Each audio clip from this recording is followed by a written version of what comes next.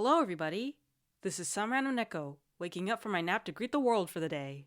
And by greet, I mean finally watch the live-action adaptation of How to Train Your Dragon, cause my desire to do so had been 6 feet under since its release. But no more.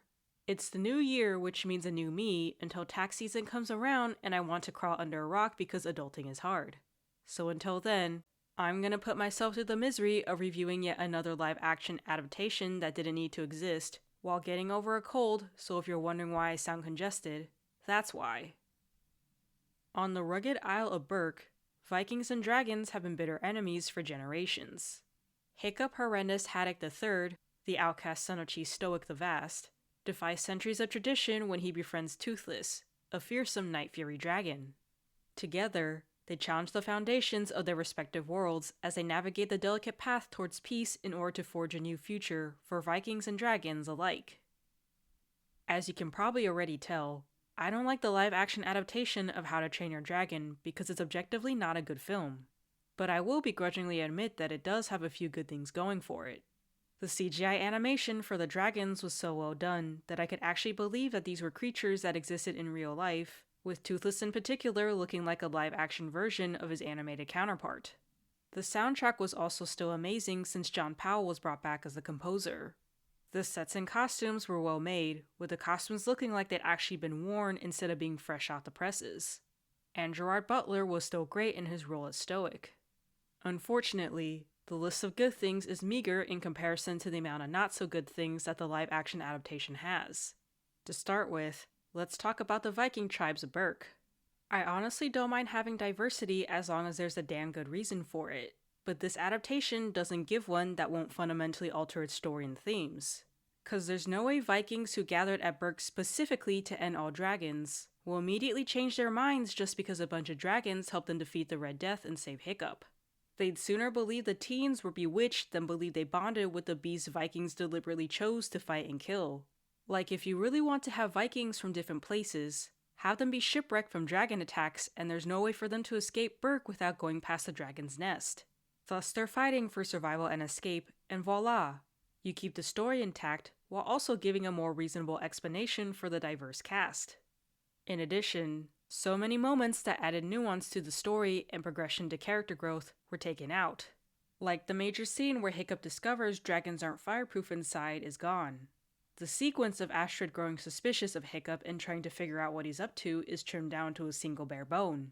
And a friend who'd never seen the original film didn't understand why Hiccup was suddenly building what later turned out to be a dragon fin, cause there's no scene of him drawing the missing fin back on. The iconic scenes that were too important to cut out now lack the weight and emotions that made them iconic in the first place. The test flight doesn't feel like two individuals learning to trust and connect with each other during a life or death situation.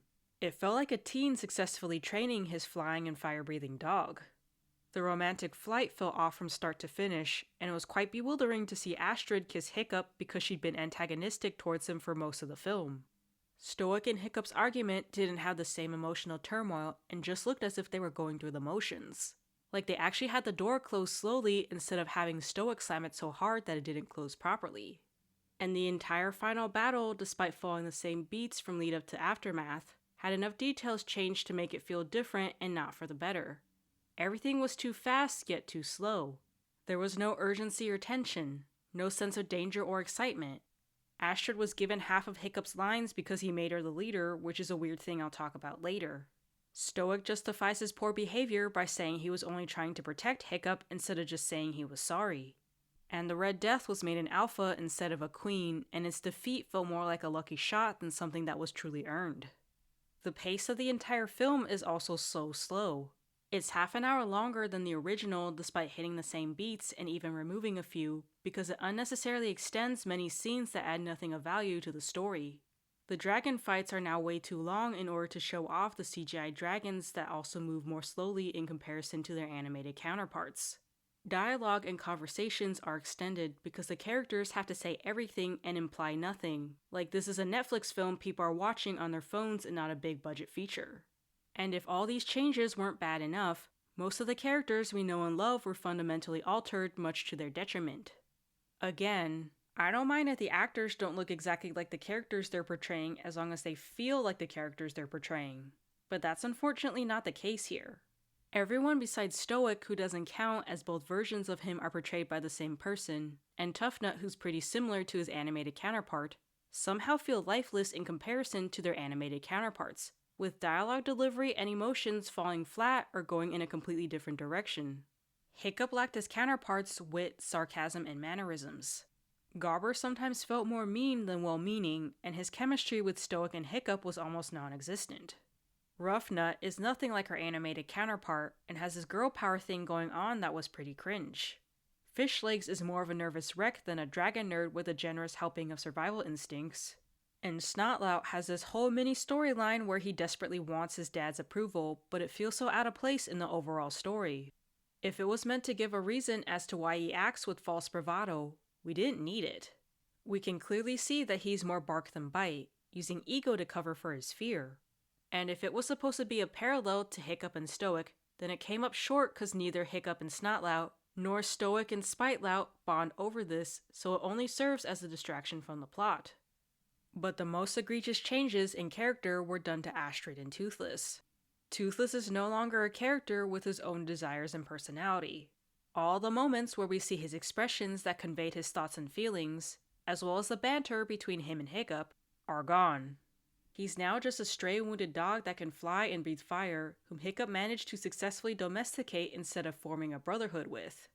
And Astrid is even worse, as she's no longer someone who's apathetic, then competitive, then interested in Hiccup. She's just outright mean because she's jealous that he's apparently coasting through life as the chief's son. This makes the progression of the relationship seem off because of how they go from mean girl queen bee and outcast, to begrudging comrades, to mean girl now big mad at being dethroned by outcast, to mean girl who's no longer mean and likes outcast? There's also this whole thing where she wants to be chief, and they're clearly trying to expand upon her character, but it never goes anywhere because we never see why she'd be the better leader, and they default back to the character progression of her animated counterpart anyway, so it's all moot. It would have been better if at the moment where Hiccup designates Astrid as the leader of the rescue operation, she insists that Hiccup be the leader instead of agreeing. When he objects, saying she's their best warrior, she rebukes by saying that being the best warrior doesn't always mean being the best leader. And voila! The story stays mostly intact, and Astrid gets more character growth, while we still have a potential point of conflict for the sequel that has unfortunately been confirmed. Overall, the live-action adaptation of How to Train Your Dragon gets a D+. This entire film is a shameless cash grab, and a waste of time and money that didn't need to exist in the form that it does. The story lacks the nuance and emotion that made the original so great. Nothing is implied anymore, and everything is outright said or shown. The film's pace is both fast and slow, but mainly slow, and there's no sense of urgency or tension. Important scenes are cut out in favor of unnecessary extensions of other scenes that don't add anything of substance. And the characters are lifeless compared to their animated counterparts, with emotions and dialogue delivery falling short or sounding flat, and an increased focus on some of them muddy the story's progression as well. All the issues with the live action stem from the adaptation trying to be as faithful to the original animation as possible, while still doing new things but committing to none of them, which turned the entire film into a mess that you can't help but keep comparing to the animated original. Instead of making an adaptation that's faithful to the animated film, DreamWorks should have made it more faithful to the books, because the story and world are so different that it would have been more interesting to see that come to life than whatever this was. But that aside, what makes this live-action adaptation truly terrible is the fact that one of the directors and writers of the original animation, Dean DeBlois, came back to write and direct it despite being on record for criticizing live-action remakes. He tried to justify it by saying that if DreamWorks was going to make it anyway, then he might as well be the one in charge, but that doesn't make it any better. In fact, it actually makes it worse because you've now witnessed a storytelling hero live long enough to become a villain who had a hand in destroying his own creation. I hope you guys enjoyed this video. Reminder that this is just my opinion, so you can take it with as many grains of salt as you want. I don't mind either way, and would love to know your thoughts in the comment section down below. Please feel free to like, subscribe, and comment which film you'd like me to give my 2 cents about next. Side note, I won't be doing a fix-it just because the original story is perfect as is, and basing the fix-it off the books would mean creating a whole new script. And since I'm not getting paid to do any of this, it'll be a low priority on my list for now. Anyways, this is some random Neko going to crawl into my bed now and sleep out the rest of my cold and misery. Don't forget to keep calm and just meow.